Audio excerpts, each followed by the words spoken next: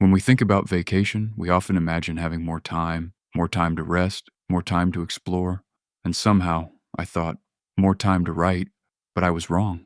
Even while traveling, writing still requires intention. You still need to stop, sit down, open a notebook, and dedicate time to putting your thoughts into words.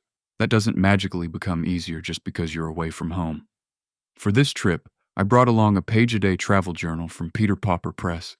It's a beautiful little notebook, and I think the concept is genuinely clever. Each day is limited to a single page. That restriction encourages you to stay present during your travels instead of spending every evening documenting every detail.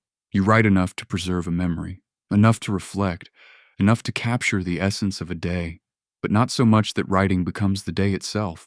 A single page forces you to ask what really mattered, what deserves space, what is worth remembering. But every strength comes with a trade-off. When you only have one page, that page becomes precious. You can't easily write more, and every extra word can feel like you're stealing space from another day. Sometimes that makes you hesitate. You start wondering whether a memory is important enough to record, and occasionally, that pressure can stop you from writing altogether. During this trip, I discovered that I often preferred using my Pocket device. Pocket is a small AI voice recorder, and as a travel journal, it offers something completely different: freedom. Instead of searching for the right sentence, I can simply talk.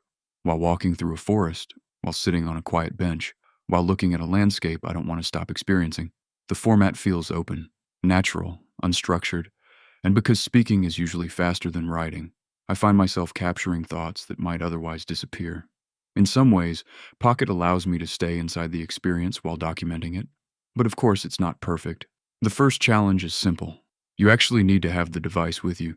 That sounds obvious, but when you're traveling, routines change constantly. Different clothes, different bags, different plans. More than once I wanted to record something and realized my Pocket was somewhere else, still in yesterday's jacket, inside a backpack, or simply not where I expected it to be. And if you're carrying it on a hike, there's always a risk of damaging it or losing it. The second challenge is something I didn't expect. Talking to your hand can feel awkward. You find a quiet moment. You start recording, you begin sharing a thought, and suddenly another person appears. A passing hiker, a tourist, a friendly stranger saying hello. I often felt slightly self-conscious speaking into what looks like an invisible machine. And unlike writing, voice journaling gets interrupted.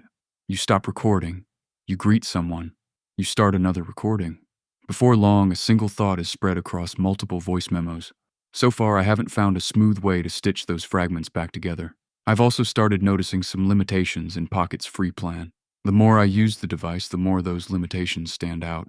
But that's a topic for another video. Because today, I'm more interested in the experience itself. Pocket will probably never completely replace my paper journal. Not for me.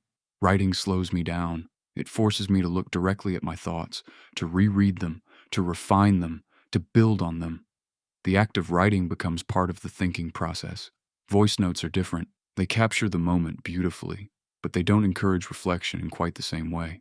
Because of that, my written entries often feel deeper, more deliberate, more complete, and yet I wouldn't want to travel without Pocket anymore. The notebook helps me understand my experiences. The voice recorder helps me capture them. And perhaps the most interesting discovery is that I don't have to choose. Maybe the best travel journal isn't paper or technology. Maybe it's both. A quiet conversation between writing and speaking, between reflection and immediacy, between preserving a memory and living it.